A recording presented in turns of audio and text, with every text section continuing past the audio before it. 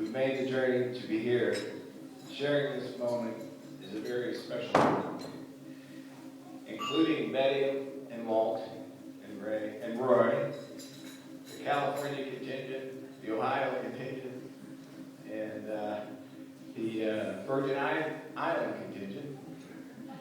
And Houston, our heart goes out to all of you. And I know I speak for Fiona and Michael when I say thank you and cheers. Secondly, to those who can't be here, family and friends, you are not forgotten. On the contrary, you are here in our hearts and our minds, and we drink a toast to all of you. Cheers. Cheers. And most importantly, to Fiona and Michael, we celebrate you. Cheers. And we celebrate Miss Katie and Miss Rebecca. Your smiles remind us of God's love and grace. Bless you. Cheers. Cheers. Of course, such a big day as today causes one to reflect on the past.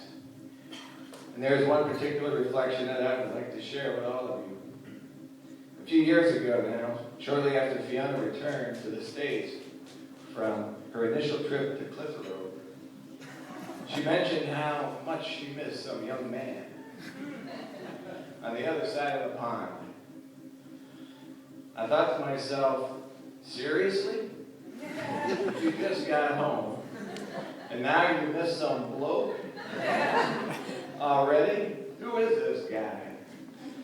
So I simply said, yeah, that happens, but you best move on, because long-distance relationships don't usually work out. A couple days later, she said, Dad, I really feel bad because I left without really saying goodbye to him. And he's such a nice guy. Of course, as a father, I had to remind her that they all seem like nice guys. At first. But fortunately, you don't have to worry about them because guys have exceptionally short memories. And they have their friends to hang out with them at the pub. But I'm thinking to myself, this could be serious. She obviously needs a diversion. So I say to her, why not go to California? She said, nah, I'd rather meet up with him in New York City. I'm thinking, New York City? Where did that come from? Now, I'm at that point in the road that confronts every parent. At some point in time, do you become a red light or do you become a green light for your children? For a split second, the red light made perfect sense. It seemed like the only logical thing to consider. I mean, who is this guy and how well did you really know him? But there comes a point in time when you have to trust your children's judgment. And this was it. Reality also set in as I began to realize the same thing that brought her mom from Scotland was alive and well in her daughter. So I agreed she should reach out to him to see if the feeling was mutual. And well, I guess we all know the answer to that question. We're here today. Of course, once I met Michael and spent time with him, I realized what a fine person he is.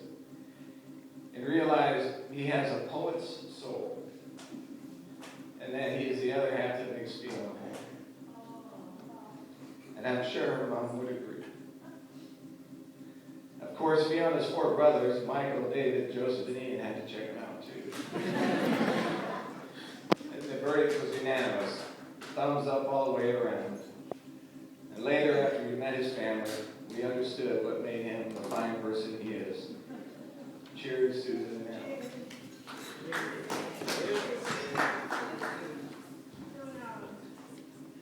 Before I put you all to sleep, I would just like to say one more thing.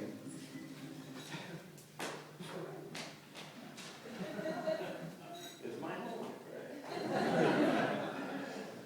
God has blessed Fiona and Michael with Katie and Rebecca. And so we are all blessed to have them with us today. Their presence signifies the love and devotion and hard work these two have already put into their marriage. And I congratulate them for that. May their smiles and laughter keep you both young at heart and remind you of those days when we all knew we could fly. All it took was a trusty cape and a leap of faith. So I say to you, spread your wings, hold your breath, keep your courage up, and always trust your cape.